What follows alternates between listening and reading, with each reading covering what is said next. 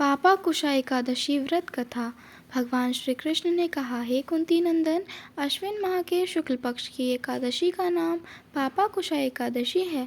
इसका व्रत करने से सभी पाप नष्ट हो जाते हैं तथा व्रत करने वाला अक्षय पुण्य का भागी होता है। अश्विन शुक्ल एकादशी के दिन इच्छित फल की प्राप्ति के लिए भगवान विष्णु का पूजन करना चाहिए। इस पूजन के द्वारा मनुष्य को स्वर्गलोक की प्राप्ति होती है।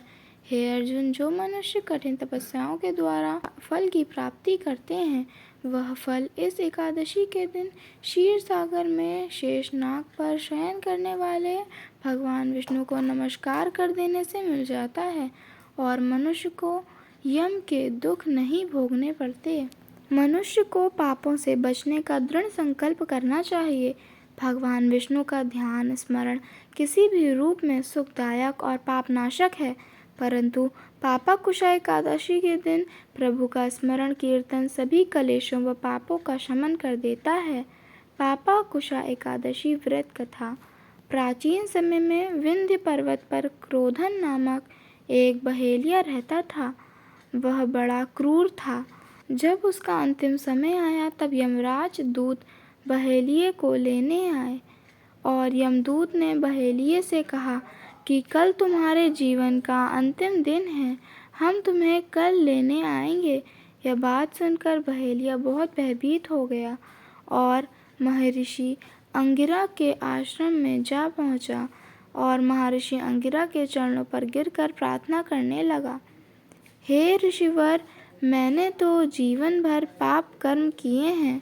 कृपा कर मुझे कोई ऐसा उपाय बताएं जिससे मेरे सारे पाप मिट जाएं और मोक्ष की प्राप्ति हो जाए।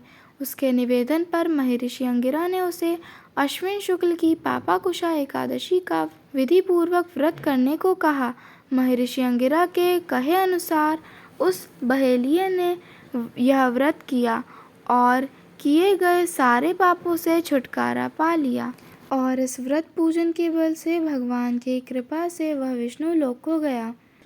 जब यमराज के यमदूत ने इस समाचार को देखा तो वह बहेलिया को बिना लिए ही यमलोक वापस लौट गए। हे विष्णु भगवान, जैसे आपने बहेलिया के सारे पापों को नष्ट किया, वैसे ही इस कथा को कहने वालों, सुनने वालों व हुंकार भरने वालों सभी के पापों को नष्ट करना और सभी को सुखी रखना। अगर वीडियो पसंद आए तो प्लीज़ लाइक सब्सक्राइब ज़रूर कीजिएगा। धन्यवाद। श्री हरि विष्णु भगवान की जय हो।